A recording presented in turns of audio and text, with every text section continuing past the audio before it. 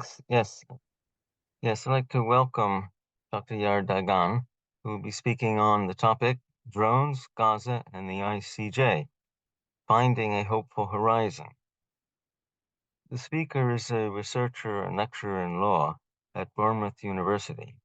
He holds his PhD in law from Kiel University, and his master's in law is from Heimstrike School of Law in Israel. Beyond academia, Yaar has been a member of the Israeli Bar Association for over a decade. His work includes petitioning the Israeli Supreme Court on behalf of Palestinians and advocating for their human rights. So, over to you, Yaar. The floor is yours.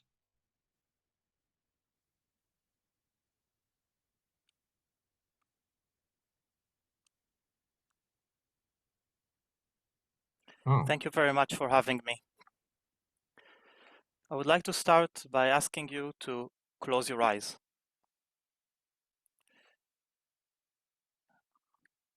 Okay, so I'm asking you to close your eyes. You are now holding a virtual gun, shooting virtual bullets, and you're killing people. Now, open your eyes. This is real and you just killed someone. Now, this is a reality for hundreds of soldiers who operate lethal drones. It's also a tragedy for thousands of innocent victims of drone strikes. Now, drones became the weapon of choice because they give soldiers an illusion of a risk-free war. And my research question was this: how easy is it for soldiers to push the red button? And to find answers, I decided to speak to soldiers themselves and to try to bring their own stories and their own experiences from their own perspectives. And I've learned that lethal drone strikes are connected to a phenomenon called settler colonialism. Now, settler colonialists, they were collectives and they suffered from persecution in Europe, so they're looking for a one-way ticket out of Europe. They were dreaming of empty lands of wilderness to build up their new nation. But their dreams were quickly shattered because they realized that these destinations are already populated by indigenous people. And this is why settler colonialists, that's why they committed horrible crimes, including ethnic cleansing, genocide, and transfer against indigenous people. You might be wondering, what drives people that suffered so badly from persecution to commit horrible crimes against indigenous people and kill innocent victims? According to my research, the answer is dehumanization. Now, both settler colonialists and drone operators, they dehumanize innocent victims, treating them as if they are rock or rubble that simply needs to be removed from the ground. Now, which countries are we talking about? We're talking about Australia, New Zealand, the United States, Canada, South Africa, and also my home country, Israel, Palestine. And I'm in the law school and a lot of people ask me, surely international law has something to say about it. Well, according to my study, international law was actually created by powerful countries, so it actually helps them carry out lethal drone strikes and harm indigenous people. I'll give you one example. If you look at the United Nations Security Council, there are 5 permanent members, and all of them have lethal drones. They protect themselves and they protect their allies. And what we're going to talk about in the next 25 to 30 minutes is try to focus on whether we can find a hopeful horizon in all of this. And I do believe that lethal drone strikes and oppression of indigenous people, both the Palestinians and all over the globe, it will stop. But it will stop once public opinion stands on the side of the victims. And this is why what we're all doing here is really important in the UK and worldwide, including the Palestine Solidarity Campaign. And I'm going to start with one hopeful horizon out of many, which is the recent judgment by the ICJ. So after we'll talk about the ICJ's order from January this year, we'll talk a bit more about settler colonialism, why it is so important to use this term, what does it mean, and why the situation in Palestine is not a traditional form of colonialism. Okay, why it's important to understand it as a settler colonial situation. After that, we'll talk about the more specifically the Israeli form of settler colonialism or Israeli militarism. And my argument in this part will be that in Israel, the military and civil society is one of the same. It's like a nation under arms.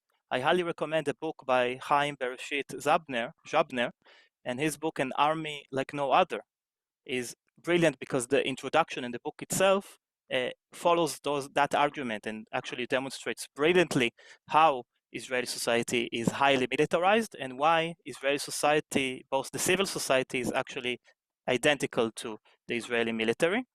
Then we'll talk about a specific technology, which is the focus of my research, which is drones, military drones. I'll go through quickly the history of the development of drones in Israel. Until in 2013, Israel became the #1 exporter and manufacturer of drones all over the world, with sales close to $5 billion in the course of less than 8 years. So these are key dates, and I will demonstrate one of the key arguments. My fourth part will be that in the year 2000, the beginning of the second Intifada, the second Palestinian uprising, Israel made a change in the design and the way they use drones, from using it to so-called defend itself against neighboring countries to use drones specifically to oppress and control Palestinians. That's happened, that shift occurred during the second Intifada between the year 2000 and 2005. And of course, there are other very interesting things to see here, how drones are a weapon that is used for the settler colonial goals of Israel. And finally, the justification, dehumanization. One among many myths and narratives that justify settler colonialism, that justify the use of drones. I'll show you the fifth part, quotes from soldiers, from public interviews that the soldiers gave, specifically soldiers who operate drones or technologies that are similar to drones, and how they dehumanize the Palestinians.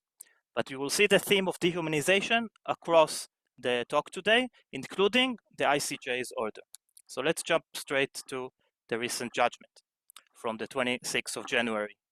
What are the provisional measures that Israel should take according to the ICJ, and how can we use this the authority of the International Court of Justice in our campaign? So as you can see, this is a quote from the judgment.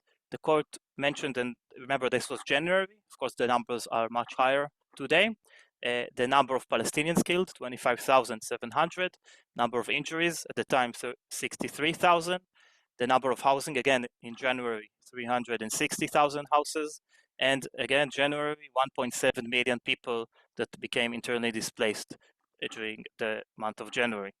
So the lack of access to water, food, fuel, electricity, the basic fundamental human rights that every person across the globe should have, and the Palestinians are denied these rights directly because of Israel's actions. That's all very clear in the judgment. You can read the judgment itself. I decided to choose 3 quotes from the judgment that demonstrate Israeli dehumanization and how that type of dehumanization is a violation of the Convention on the Prevention and Punishment of the Crime of Genocide, or short, the Genocide Convention.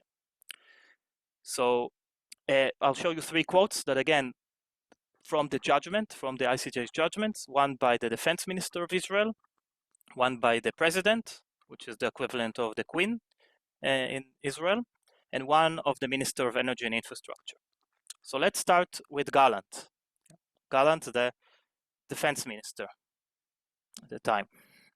So you can see that he announced that he had, and this is a screenshot from the judgment, so you can find it, I think, around page 18. Yeah, it's very easy to find Article 52 of the judgment. And you can see that Yoav Gallant announced that he had ordered a complete siege of Gaza City, and that there would be no electricity, no food, no fuel, and that everything was closed.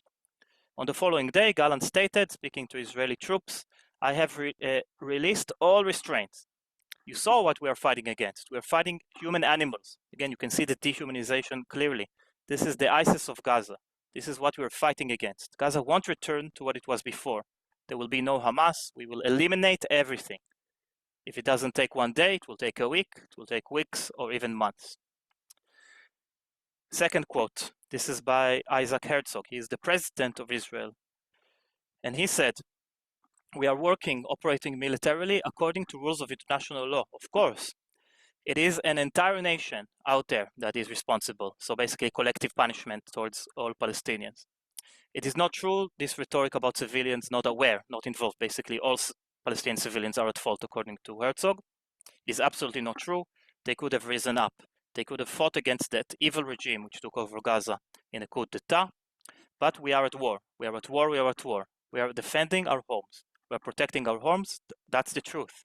And when a nation protects its home, it fights, and we will fight until we'll break their backbone. So you can see it speaks for itself, the levels of dehumanization while violating international law.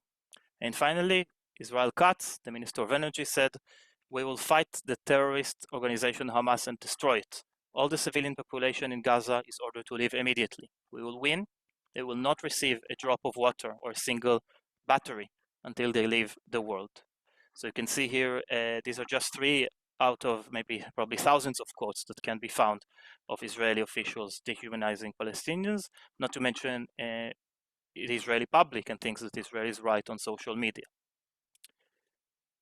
So the order made it very clear that Israel must take all measures within its powers to prevent the commission of all acts within the scope of Article 2. This is a very important article because the article itself prohibits all of these actions, killing members of the group, which is Israel should stop killing Palestinians. B, Israel should stop causing seriously bodily or mental harm to Palestinians in Gaza. C, Israel should stop deliberately inflicting on the Palestinians conditions of life that bring about its physical destruction. Okay, and finally, Israel should stop imposing measures intended to prevent births of Palestinians in Gaza. So just examples of the clear language, which can be interpreted as the ICJ is considering what's going on in Gaza as genocide. Finally, yeah, and you can see that what measures Israel should take, and of course they are not taking those measures. And this is an authoritative figure that can be used again to find Israel accountable for its for crimes of genocide under the Convention on the Prevention and Punishment of the Crime of Genocide. So this was just an example, but of course you can use your own time to look through the judgment and see how useful it is for our campaign. So now I'm going to talk about settler colonialism and more specifically the dehumanization. But I will focus, if there's one thing I want you to take from the next bit, is that settler colonialism is different than traditional colonialism. And even Zionists now are aware of the theories of colonialism and the allegations that Israel is a colonial movement. And and when I listen to arguments against the theory that Israel is a colonial movement, I actually hear the settler colonial mindset of the population in Israel. But you'll see what I mean once I jump straight to it.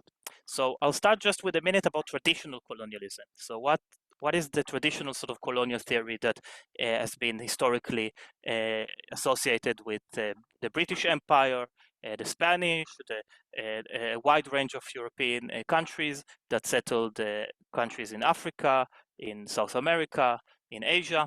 So the idea is to, again, in very, very simplistic terms, the idea is that empires can occupy and settle for financial gain, as the idea of progress, of the civilizing mission, that they can elevate and take advantage of the labor force and try to convert them.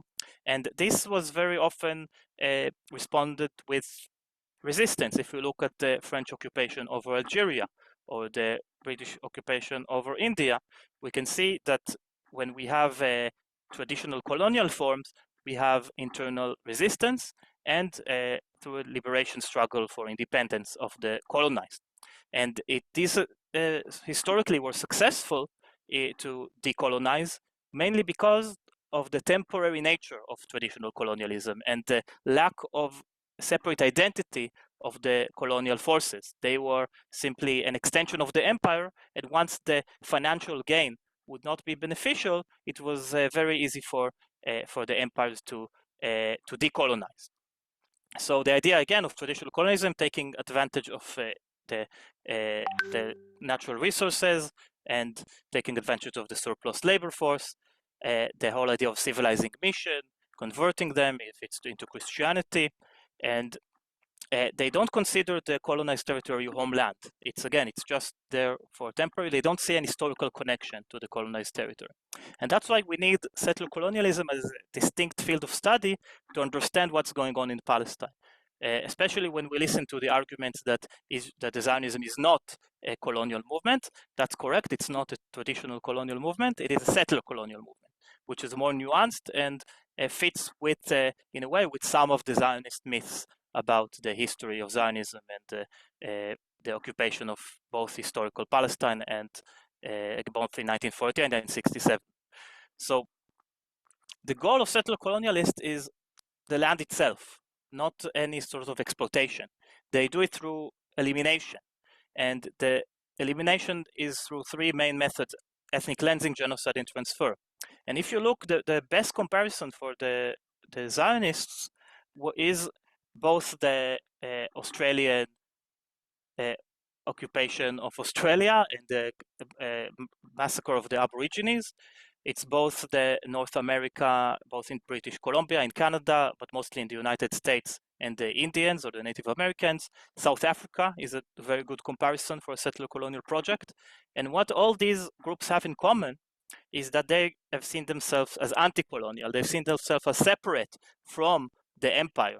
Both the Americans, when they threw away the British tea into the ocean in the American Revolution, both the Canadians, the Australians, the New Zealandese, the South Africans, they also, and the Zionists, they all saw themselves as finding a homeland with some sort of justification, whether it's an historical connection or a different connection. For example, in America, it can be the idea of liberty and freedom. There can be many justifications, but it's a double war against the imperial forces in an anti-colonial struggle. But it's an anti-colonial struggle, not of the natives or indigenous people. It's an anti-colonial struggle of the settler colonizers that originally had no intention to go back to the place of to the state of origin. And this is just one painting that I think depicts it very nicely. It's called American Progress. You can see here Colombia, who is a personification of the United States. And even in the painting itself, you see the indigenous people, the Indians or the Native Americans in the painting driven away. In Zionism, you had a similar myth of summer droughts, eternal swamps that were redeemed. So you see some language that might look like colonialism, but it is not. It is a settler colonial project. And I just want to focus on four main differences that are, I think, crucial to understand Zionism and to understand where drones came from. Okay, and how Israel became a drone superpower.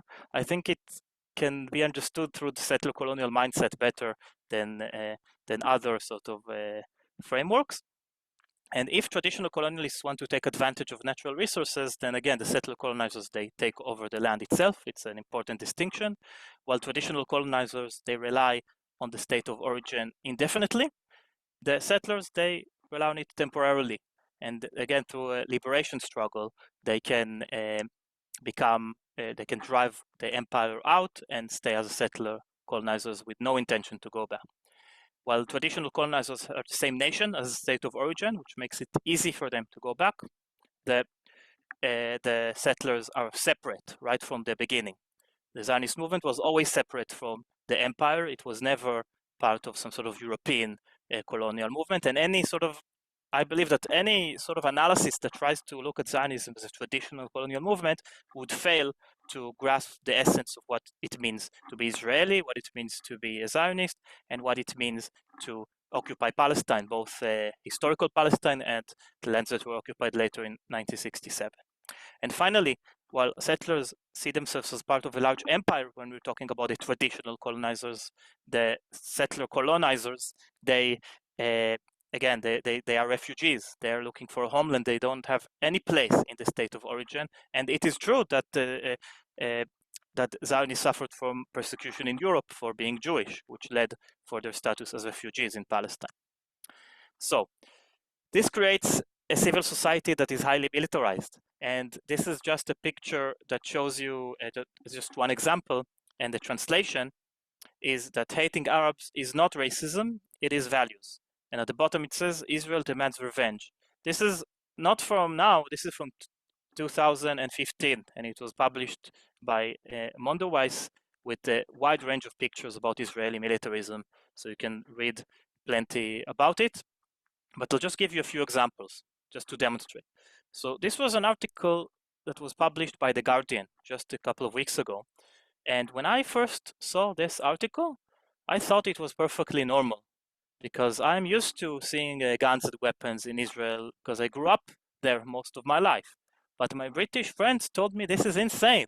And I still, because I was indoctrinated many years, most of my life in Israel, it seems completely normal to me. But I still want to show you this article because it shows you how, especially after October 2023, but even before, it is not uncommon to see weapons everywhere. So I'll just go through the pictures and let you get the impression on your own.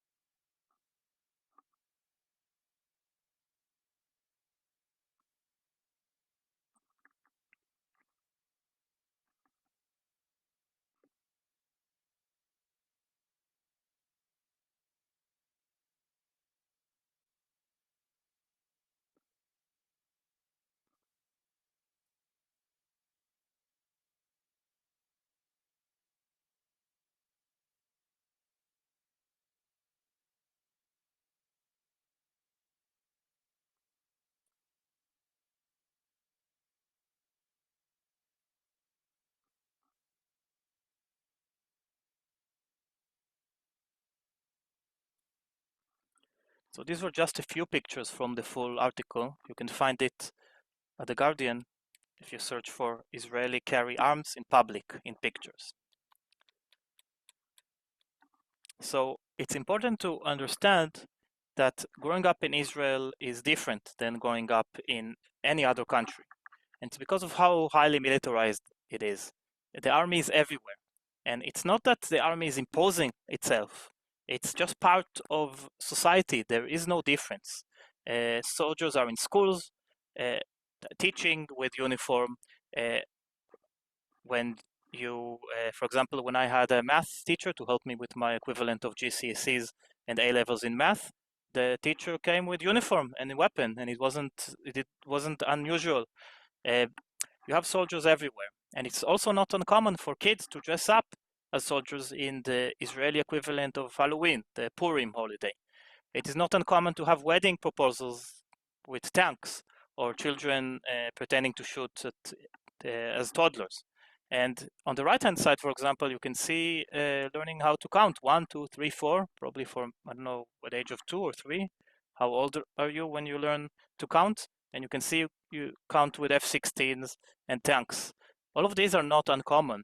It's just part embedded in Israeli society, the military. They're not inseparable.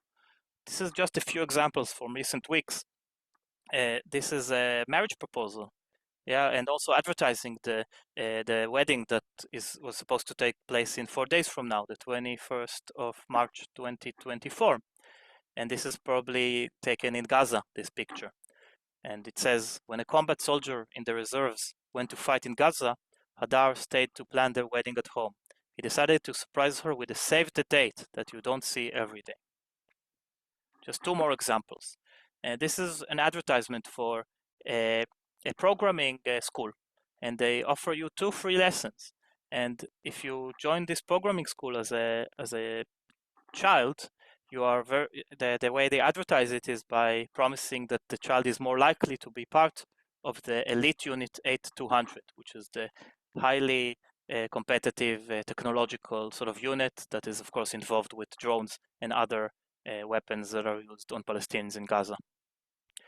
And finally, this is also in the book by Chaim Bereshit, not with a picture, but the depiction of this advertisement. I used to say that Israeli indoctrination starts when you are born, but this is not true. Israeli indoctrination starts before you are born. And the evidence is this, that a private hospital was trying to convince young Israeli women to deliver the child in this private hospital. And they thought that it would be a good idea to present a fetus wearing a beret and making a salute.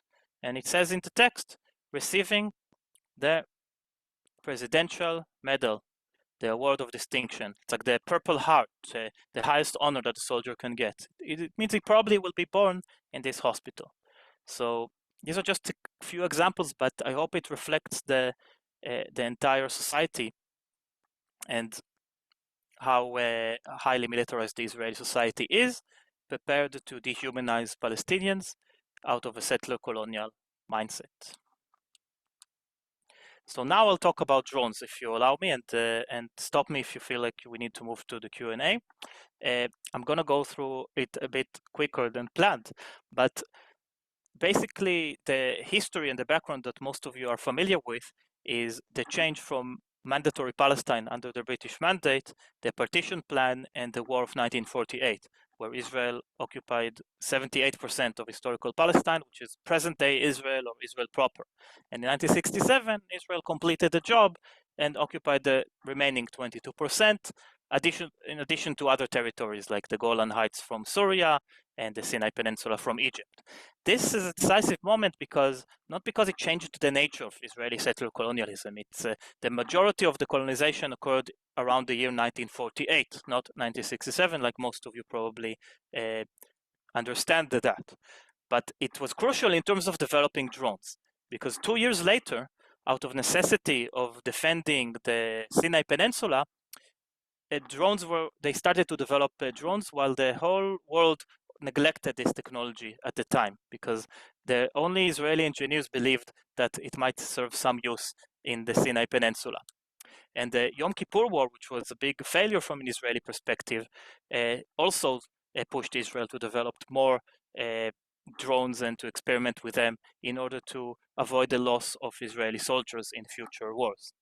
And indeed, those research paid off. And in what Israel calls the First Lebanon War in 1982, the Israeli drones managed to gain a huge advantage in this war, and the potential of this technology was clear. And these are, of course, also by Israeli correspondents, in this case, Katz and Buchbut were two Israeli correspondents.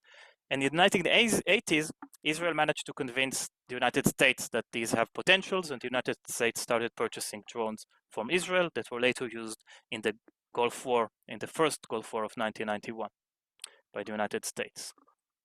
Later on, it was Abraham Kerem who, if you Google the father of drones, you will see plenty of articles and interviews with Abraham Kerem, who is an Israeli, and he was the former chief designer for the IAF. He's also here in the main slide, and he was the father of modern drones, and he developed the Predator, which was the first armed drones by the United States that was used in Afghanistan after 9/11, 2001.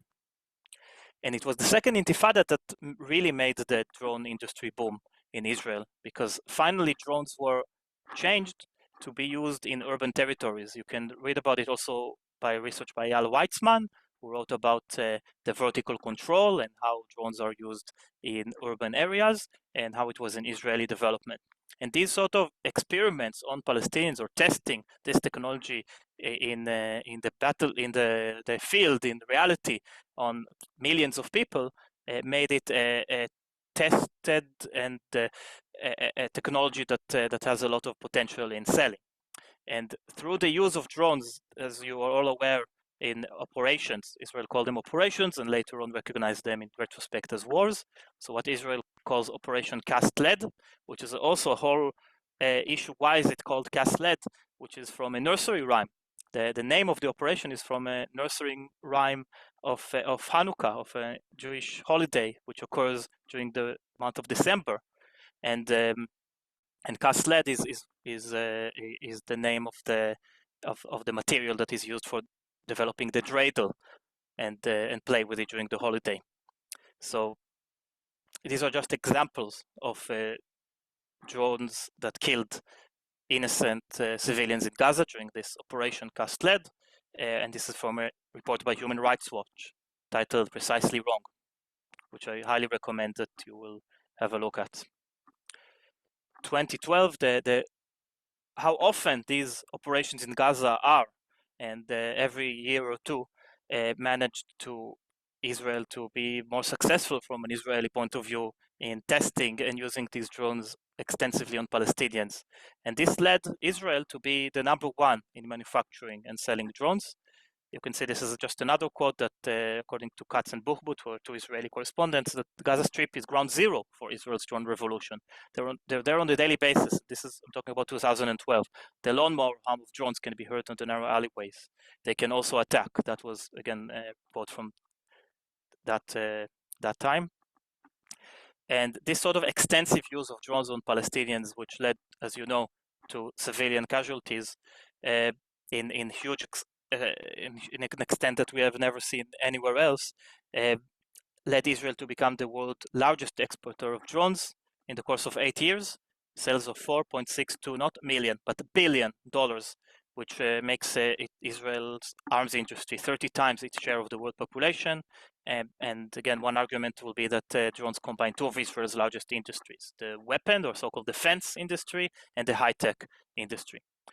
As you know, followed by the Israeli success with the use of drones continued in 2014, and you have here clear data that it was majority civilians. Even back in those years from 2008 to 2014, the majority of the victims of drones are civilians, and drones were perhaps the #1 weapon that was used in order to bomb Gaza. And I'll just finish with a few videos, if that's okay, and then we can open it up for Q&A.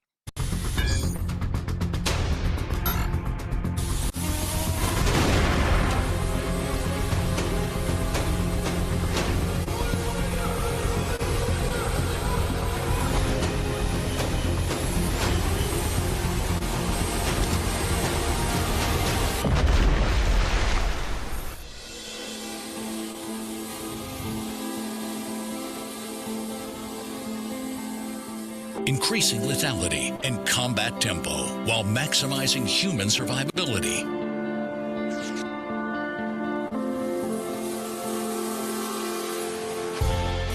Lanius, search and attack in one.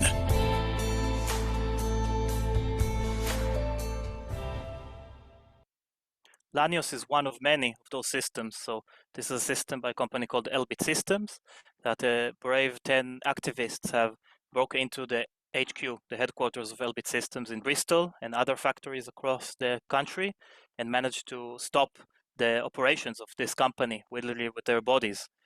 So this is quite ironic that the way they market it is increasing lethality, but at the same time maximizing human survivability, which reflects the lethality of the enemy, including civilians, and at the same time minimizing the risk for almost to zero, like a risk-free war for your own The fighters. system automatically plots routes for the platforms, and the formation autonomously navigate to mission stations. The autonomous swarm can dominate a wide area, deploy various sensors, and provide real-time ISR that enables rapid and decisive network lethality capabilities. The Israeli Defense Force is converting its elite infantry combat support companies into seek and strike units, equipped with Legion X autonomous aerial and ground systems that operate in swarms to gather intelligence, acquire targets, and deliver precision attacks. Legion X is transforming the nature of military operations in urban terrain as well. A formation of autonomous aerial and ground systems can provide unprecedented ISR capabilities to units on the tactical edge.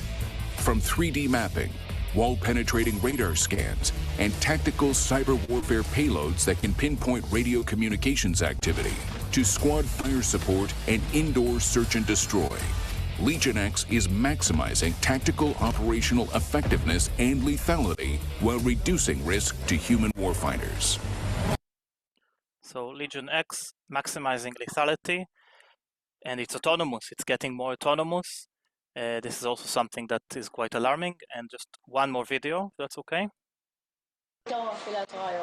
ישר מתפעלת את מכינת העמדה. 3 לחיצות על כפתור, 3 חמושי חמאס הרוגים. יורה בראשון, מקבלת אישור גם מהתצפיתנית שבאמת יש פגיעה, קורה בשני. זה לא משחק וידאו, זו המערכת החדשה שהפכה למבצעית בימים האחרונים בגבול רצועת עזה, הרואה יורה.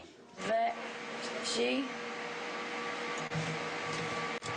שורה ארוכה של כיפות כאלה הוקמו באחרונה לאורך גבול רצועת עזה, אלא שהעוקץ טמון לא בכיפה, אלא במה שבתוכה. מקלע כבד שמופעל מרחוק, בשלט רחוק. מערכת ההוראה יורה היא מערכת של משלבת בין מערכת תצפית לבין מערכת ירי. היכולת והיתרון שלה זה יכולת של ירי מרחוק לאור תצפית, מה שנותן לנו יתרון אל מול היריב. היכולת שלך גם לזהות אותו הרבה לפני הוא נחשף אליך, והיכולת לבצע ירי מדויק. עד עכשיו התצפיתניות בגבול עזה עסקו בהכוונת הכוחות, כאשר זיהו חוליית חמאס מתקרבת לגדר. המערכת החדשה מאפשרת לחיילות לבצע את הירי בעצמן, כשהן יושבות קילומטרים מהעמדה. הכל כדי לחסוך בחיי החיילים שיוקפצו לגדר. Now you don't need me because its soldiers themselves say how they experience it and it speaks for itself. So I will just show you just a few quotes and then we'll move to the Q&A. The soldiers themselves say it is not a simple matter to take up a joystick like that of a Sony PlayStation and kill, but ultimately it's for defense. So you see here both the narrative of justifies it, the defending, which is protecting a settled colonial nation, and at the same time the video game setting that makes it an experience that is exactly the same as playing a video game, but the result is the deaths of innocent civilians in Gaza. These are also quotes by soldiers that are publicly available. You can find it in English, an article that was published in 2010 by Hanan Greenberg, and he interviewed soldiers, and they say that it was automatic. They say that they did not let go. They say that there are not too many dilemmas.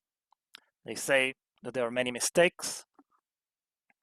They say that, that they have no time to give too much thoughts of their actions. They say that, civilian gaze, how can you explain the death toll in Gaza? Tens of thousands of people, we don't know what the death toll is, maybe it's 100,000 people. How do you explain that unless there is a civilian gaze? And this is what we can do, and we need to keep doing it. So thank you very much for your time, and I'm happy to open it up for Q&A. Thank you for having me. Okay, thanks. That's great. The participants can put comments or questions in the chat. I hope it's open. But meanwhile, I'd like to put a question or two. There was a slide just before you started the films about the advantage to Israel of using drones, and perhaps you could speak to that slide. I think you may have skipped over it. And my question is really about the title of the Human Rights Watch report, which is precisely wrong. That is, they're commenting on the paradoxes of a supposed precision weapon being used for wrong purposes. So I wanted to ask, in what sense is the drone weapon being used in a precise way or not? And perhaps what are the legitimizing roles of the claims for precision, which may be just as important as other roles? That's an excellent question, and that's why I also love the title Precisely Wrong. Precisely Wrong shows you that in theory, this technology might be, in theory, again, in the theory of maybe science fiction, we imagine it as accurate and precise. But in reality, it is far from being so, and the evidence is the death toll. So there is theory and there is reality, and reality is stronger than any theory of how accurate this technology is. If anything, the fact that it is cheap to manufacture and that you have no risk of using it because it's the costs are minimal, both financial cost and cost of the lives of your combatants and civilians as a powerful country, then the temptation to use it to use violence, drone violence as a means of dealing with any problem that you might have is great. While in more traditional forms of warfare, when even with F-16s, it's both very expensive and there are anti-aircraft capabilities. So when you have a technology that makes war cheap, and then it's going to be used more. I think that's the main point, and you're absolutely right. In theory, we can think about the arguments of precise, but on the other hand, that theoretical argument makes the legitimacy of this technology more acceptable, and that's even more dangerous, because once you have a narrative of having it precise and accurate and only targeting competence, you seemingly fit into the international humanitarian law requirements, and then your nation using drones seems more legitimate, and the weapons used, despite the so-called collateral damage of civilian casualties that are a tragedy for everyone involved. That sort of narrative is very dangerous, and we need to be critical towards it. And I'm sure that most people, if not everyone here in the conversation, are raising an eyebrow when they are thinking about those sort of arguments of precision, accuracy, when in reality that's not the case. Yeah, I'm not sure if that was Yes. answering. Yes, thanks. Let me just follow up. Yeah, how have the arguments about precision through drones perhaps changed since the October attack on Gaza relative to the previous attacks on Gaza? So even before October, if you look at the numbers of civilian casualties, that the majority of the casualties of all operations were civilians. For example, in the Operation Protective Edge, according to Al Mazen Human Rights Group and also others that did similar reports, of only less than 500 that were killed, likely to have been killed by drones, which is about a third, which is quite high. And also only 17% were died in what can be considered combat action. So 83%, close to 83% of the Palestinians killed in 2014, 10 years ago, were civilians for sure, if the numbers are not higher than that. So I guess my point is that the narrative of accuracy is, I think, again, the evidence of what happened in October is even stronger than anything before, simply because the numbers are unmanageable and hard to comprehend how many civilians have been killed. So so I would say that there is narrative and there is reality, and no matter how much and I think even in, but another thing happened in October is that Israeli society somehow managed to be even more um, genocidal, yeah, if you will, and more supportive towards the operations in Gaza, with fewer refuseniks and fewer opposition and fewer even legitimacy to present any opposition to what the army is doing in Gaza. So that sort of consensus among Israeli society, or close to consensus, that supports everything that the army is doing, is also very dangerous and gives a free pass to the military and the government to basically what they call flatten Gaza, to do the things that they proudly announced in 2013 that the ICJ have quoted them. So all of these things are real. It's not just the politicians trying to be re-elected. This is the reality in Gaza. This is the reality in Israel. This is what Israeli politicians do, and this is what they believe that will get them re-elected. And this reflects the majority view in Israel, and that's very unfortunate.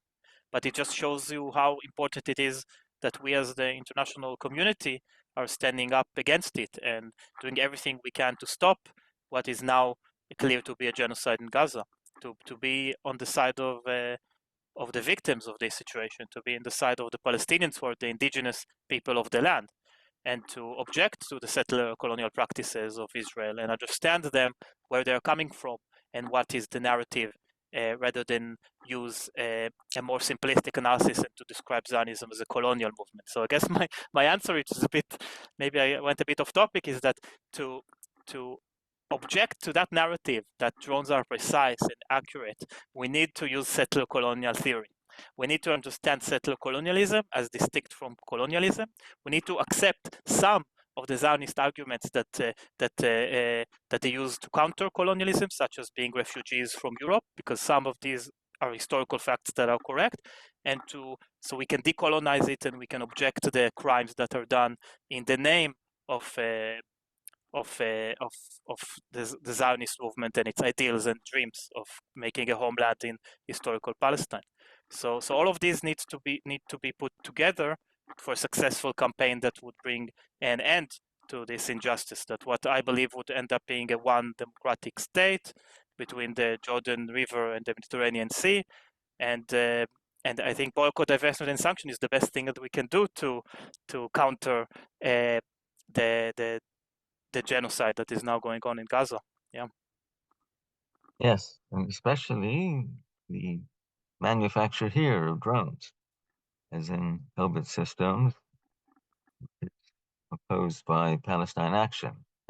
Exactly, and the Palestine Action are doing amazing work to bring into the awareness of the complacency of and how the UK is complacent with the deaths of Palestinians in Gaza by allowing and supporting Israel in various ways. One of those ways is the manufacturing of drones by Elbit Systems with factories all across the country.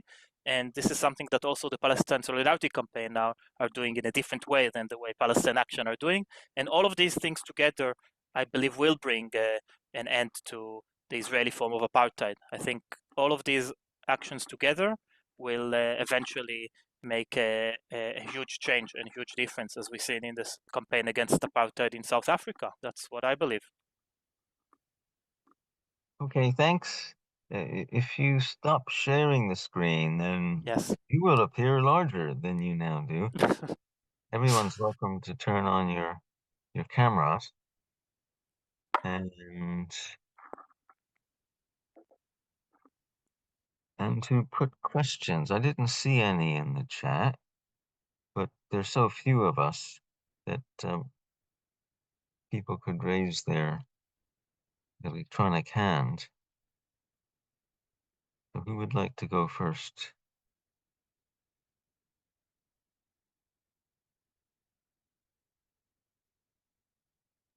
Rebecca. Go ahead. Hi, yeah.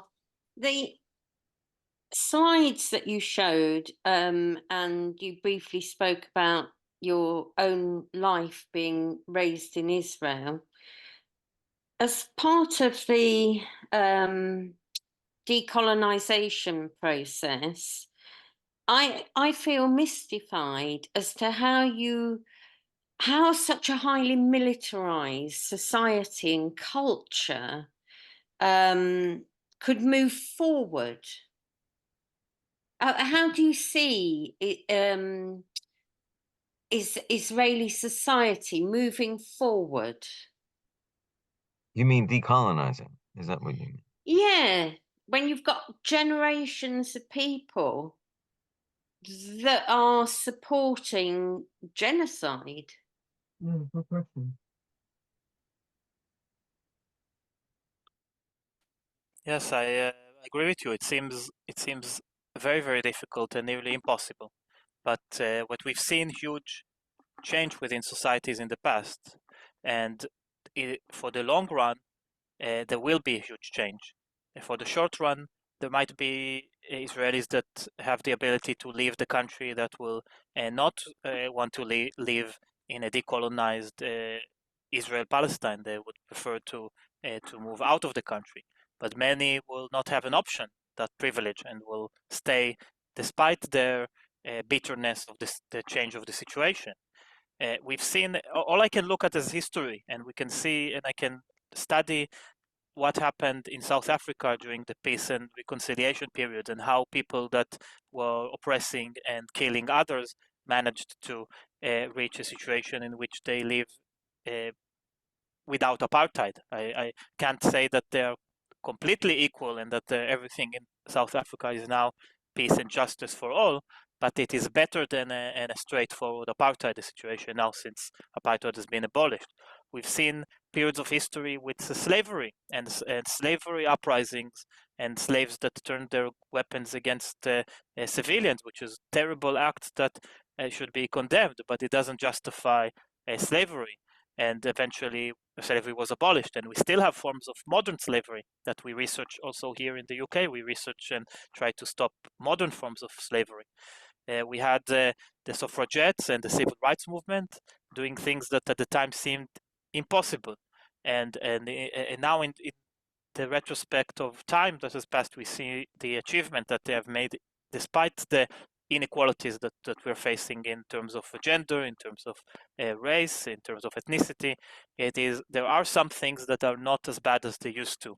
We have to try to find optimism somehow for practical terms, so we can have the motivation to keep going and to be on the right side of history, and to try to defend people that don't know where their next meal is going to be, or don't know when the next bomb is going to fall on top of their heads. So without optimism, then it's very difficult to be active. So my point is that the change will not come from Israeli society, the same as in South Africa apartheid. The change didn't come from the ones who created the apartheid. If anything, the boycott, divestment, and sanction against the apartheid made more people at the time, feel even more supportive towards apartheid. And ironically, Israel was one of the last countries, if not the last, that supported the apartheid in South Africa and kept supplying them with weapons. And who knows how many years earlier the apartheid would have been abolished without the support of Israel during the darkest times of apartheid, when the world was already starting to be against it. But I'll just talk about one example. If we look at SWIFT, the company that is responsible for moving money all over the world, there is going to be a day that we will see SWIFT divesting from Israel, and that there will be no possibility of transferring money in and out of the country, and that will be a huge symbol for the not just the beginning of the end, but the medium, or if not the end of the Israeli form of apartheid. Does it mean that immediately everyone will be peaceful? And it's going to be even more difficult than it is now in some ways. But we need to try to think about optimistic ways, and to think about next generations that will be born into a situation where apartheid doesn't exist, and how they will perceive their society, and maybe they will not be as militarized as their parents or grandparents. That's the only hope that I can have. Otherwise, we will be in this perpetual situation forever, until either the genocide and ethnic cleansing of the Palestinians is complete, as it was completed almost against the majority of the Native Americans and Aborigines and First Nations, or if they survive, then there must be a peaceful solution where everyone have the same rights. There must be one, even though we are still far from it. Yeah, perhaps we could extend the previous question to ask how people, wherever they are, but especially in the most pro-Israel powerful countries, can undermine their own government support for Israel, because that would be the first step analogy with the anti-apartheid struggle against South Africa. The turning point came when those powers withdrew investment, political support.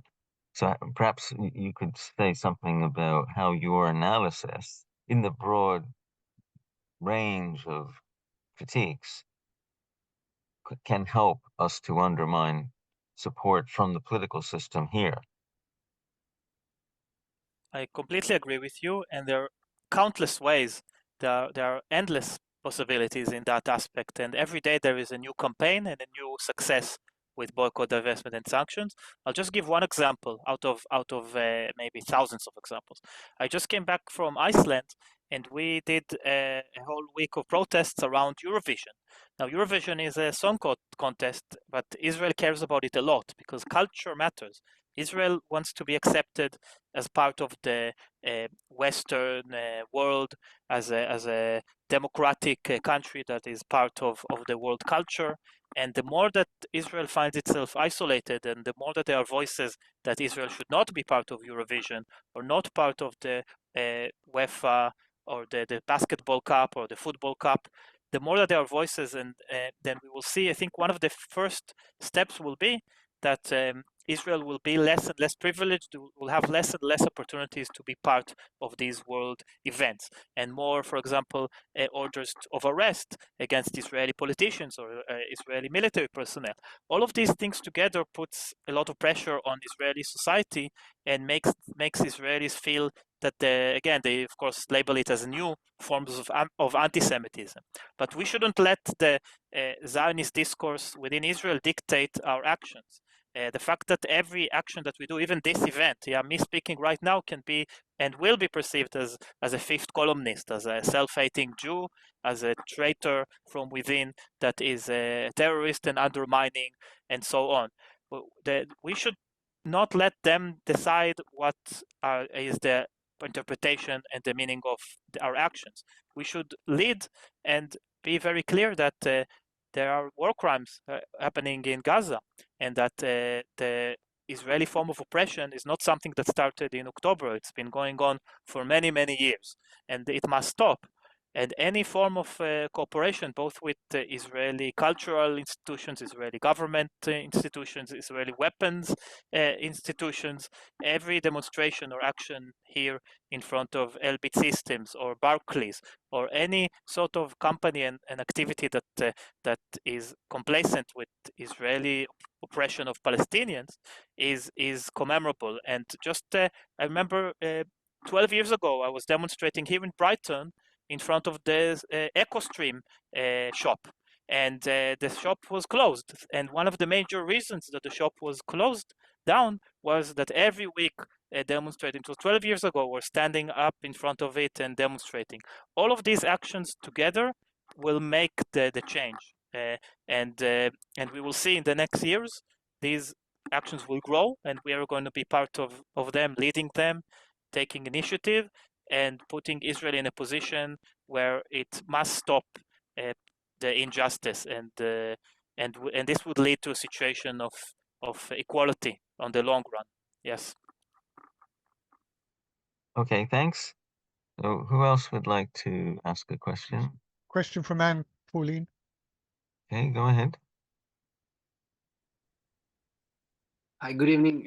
Thank you, Yaar, for your presentation. I had a question on the use of drones by the Israeli army. So my first question is, between the operations in Gaza, like, does the Israeli use drones also for surveillance purposes on a permanent basis? Like, just to know if drones flying over Gaza on a permanent basis.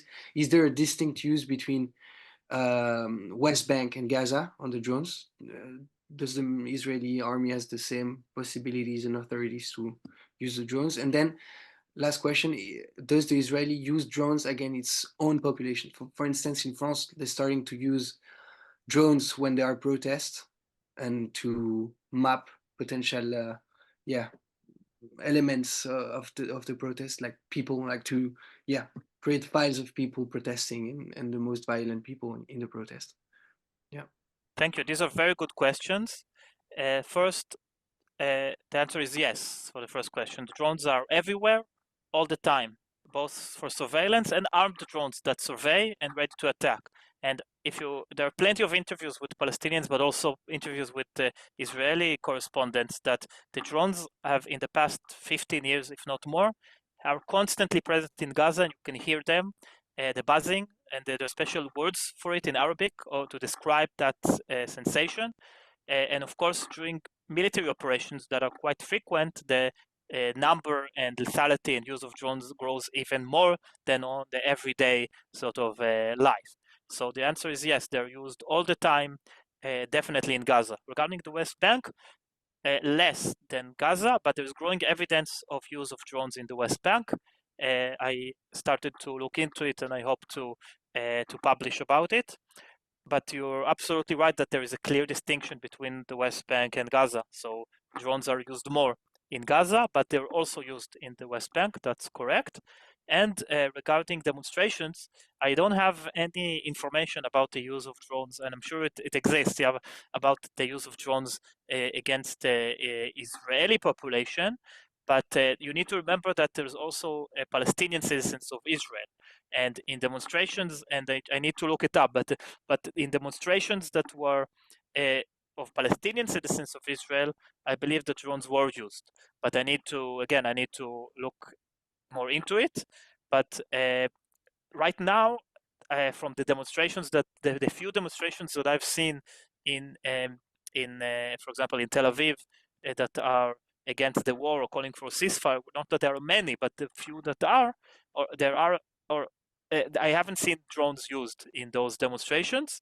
There are bigger demonstrations in Palestinian towns in Israel. There was one in Al-Fahem, and I haven't seen that. I need to look if drones were used there or not. But these are excellent questions. And just to wrap it up, in Gaza, they're constantly there. In West Bank, they are used, but not as much as Gaza. But we have more and more evidence for the use of drones in the West Bank as well. And demonstrations in Israel, I'm not aware, but I won't be surprised if this will grow. So if the more that this technology is cheaper and available, then it will be used more and more within Israel. Absolutely, yeah. Well, let me add to that question. I mean, this brings us perhaps to the Palestine laboratory concept, as in Anthony Lowenstein's book, about how for decades, I mean, Palestine has been used, among other things, beyond the settler colonial project, as a laboratory, test, and then publicize all sorts of systems, including electronic surveillance systems, for export to governments that want to do mass spying, identification, and perhaps targeting for lethal or non-lethal ways. So how do you see all this, the drone development is also serving export? So that's, of course, very much alarming. There is an NGO, an Israeli NGO, human rights organization called Hamushim, which is meant armed, and it monitors all of the Israeli weapon deal through investigative journalism, and it maps all of the trade of arms between Israel and all of the regimes in the world, including the exporting drones. And they have plenty of reports about it, and that's, I think, one of the most alarming aspects of this technology is how autonomous it's becoming, and we have plenty of evidence, not just from the publications, but that it's that a deviation from a behavioral pattern can cause someone's life. So if someone makes a phone call or goes to the different grocery store than they usually do, it can be picked up by the system, by the algorithms of the big data and the way that autonomous systems work as a threat or a potential threat. And we also have cases where people that were killed by drones, they weren't killed even without knowing their name, simply because their so-called behavior had some sort of a reasoning behind it, with reasoning or not, and without even identifying the identity of the person and I'm talking about the most accurate forms of targeting that are used by drones. The other concerning aspect is how indiscriminatory the weapons that are used, whether it's with drones and the wider sort of operation. And we need to remember that drones are not operating on their own. They're part of all of the other operations of the military. So they direct forces, they're part of control. And I think my main point is that drones are not used in a traditional sort of warfare like we imagine when we see a traditional sort of battle. They are used to oppress civilian population, and that's completely different. That they were designed in many ways for that task, for the task of operating in urban territories. They even use the term urban warfare in their own sort of marketing campaigns, like we've seen in the video today. And that sort of design is alarming, that we have a weapon that is becoming more autonomous and is already operating autonomously, that is lethal against the civilian population that is completely defenseless, and how easy it is for that technology to kill innocent civilians. I think that combination of all of these is alarming in itself, especially when it's exported in, again, the figures are close to $5 billion in only in 8 years alone. So all of this is very alarming, and it needs to be part of our campaign when we're talking about Palestine, and to raise awareness of the dangers, not just for Palestinians, but for civilians all over the world from this technology that has been manufactured and developed in Israel or by Israeli companies, including here in the UK. Yeah. So the drones carry a political model of treating, say, civilian protests or even non-protest as an enemy army, which poses a mortal threat, and Exactly. whose deviant behavior, so-called, can trigger an attack. Exactly, Les. That's an excellent way of putting it together. Exactly. Yeah. So we are all targets, potentially. Yes, we are all possible to be targeted by a drone, but of course the number one sort of people that are targeted are third world and indigenous people, and now we see it in Gaza. We see the victims and the bodies piling up, and part of it is the world of technology and what sort of ideology this technology serves and why. And we need to remember that technology is not something that exists on its own, like some sort of scientific discovery of the laws of physics. Technology has been developed to serve particular interests, particular needs. If it's a phone or a laptop, in the area of drones, it was 100% developed for the military, and in the last 20 years, developed for controlling civilian populations, not to be used necessarily against combatants, but to be used against civilians, which is, of course, a violation of international humanitarian law and a violation of the most basic human rights and decency that we have. So we need to be aware of that and to stand up against it. Yeah. Okay, I think there's a question from Alex Rinda. Go ahead.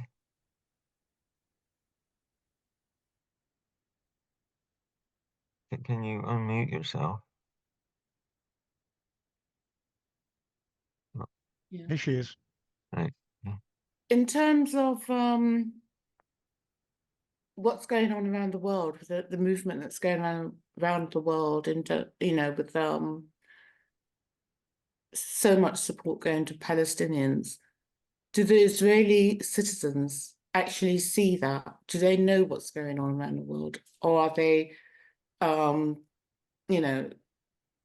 to only watch what is shown on the Israeli TV and ignore all of that? And also, in terms of that question, I just wanted to know, is there any drones in, say, Tel Aviv, for instance? That's my question. So yeah, thank you for the question. I think it's a very interesting and important question. And first, I would answer in a different way, that when we protest and do things, for example, here in the UK or anywhere in the world, then I would say our main target audience is not necessarily the Israeli public. I would say our main target audience is our maybe governments, politicians, and most importantly, to change public opinion in where we live. So to change public opinion here in Brighton, or to change public opinion across the UK, all of these things make a difference, because eventually when public opinion here in the UK will change, then it would affect, at the end of the spectrum, it would eventually affect politicians as well.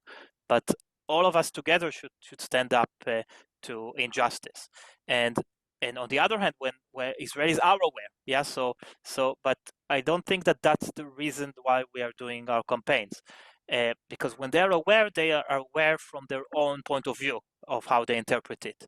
So I would say because I'm very much in touch with friends in Israel, and the majority view is that any sort of opposition, any sort of support towards Gaza or the Palestinians is something wrong, and that's an understatement. It's some sort of a new form of anti-Semitism that comes either from naivety of the world that doesn't understand how it's like to be in Israel, or out of malicious sort of anti-Semitic intent. Whatever the reason might be, the campaigns around the world overall, they don't change the public opinion in Israel overall. Yeah, there might be some individuals that are affected by it, but it is, I would say, it's very rare. The majority of Israeli society, Israeli public, when they see what's going on around the world, and they do see, they see it as some sort of threat to their existence that should be see it as another form of terrorism, or another form of something that they should object to. But it doesn't mean that we should stop our campaigns. It means that we need to think, who are we targeting in those campaigns? What is who is the audience that we want to convince? And I would say that we have a better chance of convincing the public in Europe, in the United States, across the world, to divest and to not to support Israel and to be part of the introduce new boycotts, divestments, and sanctions, than to have a change Israeli perception of the. And the reason it's so difficult is because you are. This is again indoctrination of so many years and so many generations in a society that is trapped in the settler colonial mindset. We won't change its mind very quickly. It will change through pressure by forcing it through a long process of decolonization, which takes more time. But I think you also had another question at the end. I forgot you had a few questions. I just wanted to know if there were any drones in Tel Aviv or any other part of Israel.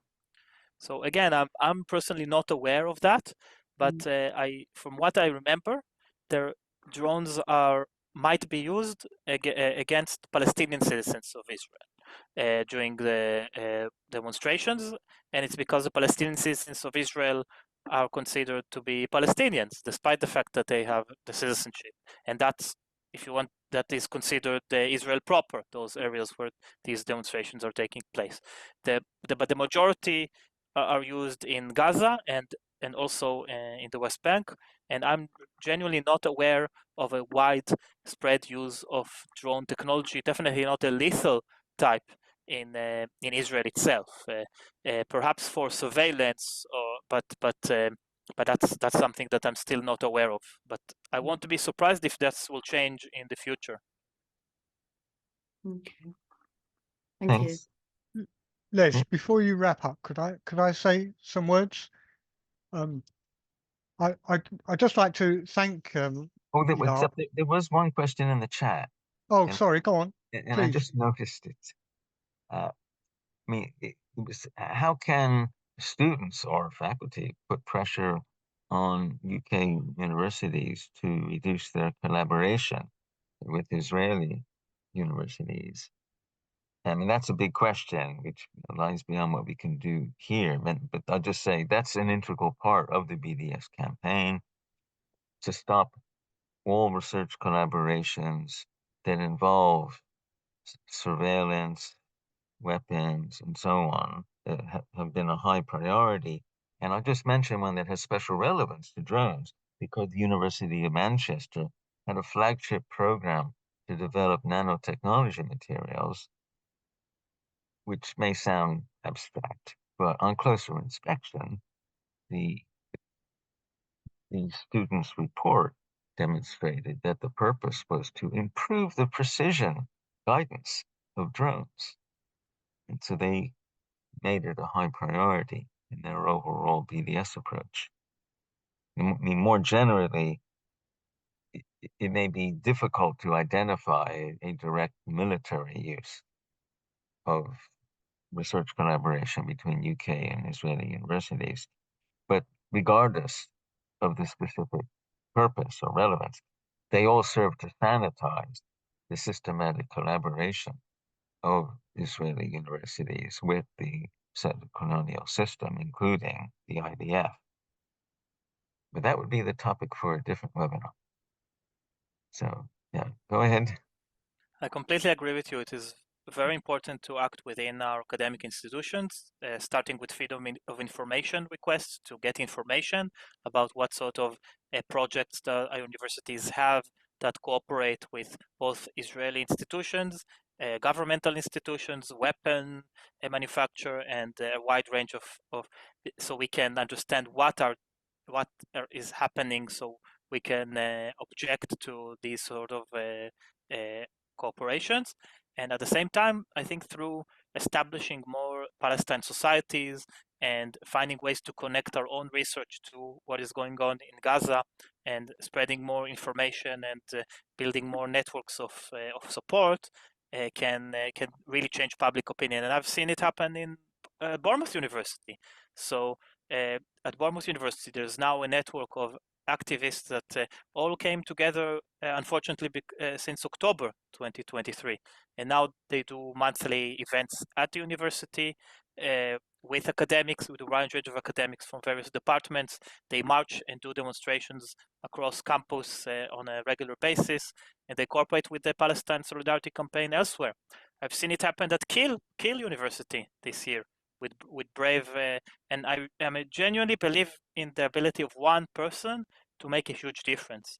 At Kiel University, it started with one person, and now there are hundreds. At Bournemouth University, it started with one brave Palestinian student that stood barefoot in the cold in October 2023, and now there are hundreds. I really believe that one person can make a huge difference in their institution by because one joins another one, and it's like a snowball or domino effect, and that's how from one it's 100, and then 1,000, and then millions, and that's how peace and freedom of justice for Palestinians would be achieved. Yeah. Okay, well, obviously, I want to thank Yaar for his clear and detailed presentation. I thought his distinction between colonialism and settler colonialism was particularly valuable and perhaps explains the ruthlessness of what's going on, because they see it as their right and their home and their birthright. To the extent that not only have they been ruthless with the genocidal actions against innocent women, men and children, but even slaughtering the Israelis on October the 7th, when they went in just, again, ruthlessly, even killing their own. So I thought that was very interesting. And also your stress on the militarization, which reminded me when I was in Hebron watching Jewish people going to synagogue on a Friday, going to worship, pushing their children in pushchairs, but with a submachine gun over their shoulder. You know, it was just such a chilling normalization. And the extent of militarism contradicts the idea that innocent civilians, I mean, everyone abhors when innocent people are hurt. But it's not so simple in Israel, because civilians are highly militarized, often with military background and often with weapons in, under their beds. So I'm very grateful, in particularly for you stressing the importance of BDS, for you stressing the importance of a one democratic state, and hopefully that there are ways of defeating what's going on. It will take a long time, but the process of truth and reconciliation is a route that we must all work towards. And I will certainly be promoting the recording, as it's such essential information that you've provided this evening. So thank you for all you've done, and I hand over to Les. Thank you so much, Dave. Thank you. Okay, thanks to Yaar and for everyone attending and for your questions. I think we will conclude now, and when you receive the recording, please circulate it. Tell everyone about the importance of this topic, and especially the presentation and discussion here. And if you want to support JNP, you can join us.